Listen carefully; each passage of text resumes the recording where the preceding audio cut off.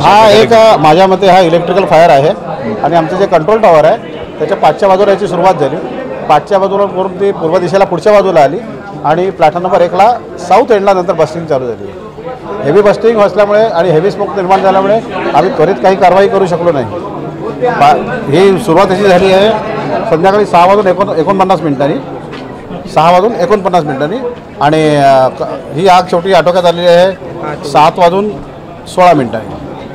याच्यामध्ये काही तरुणांनी मदत केली तर त्यांची नावं काय मला कल्पना नाही येते पॅसेंजर कोण आहेत, पण त्यांची भेटगाठ आपली झाली. याच्यामध्ये काही जीवितहानी नाही. रेल्वेची थोडीशी इलेक्ट्रिकलची नुकसानी झाली आहे, बाकी जीवितहानी कोणत्याही प्रकारची नाही. आमच्या इथले जे प्रजापती म्हणून आमचे रेल्वे सुरक्षा बलाचे इन्स्पेक्टर आहेत त्यांनी यात लोकांना याच्यापासून रोखण्याची फार महत्त्वाची भूमिका निभावलेली आहे.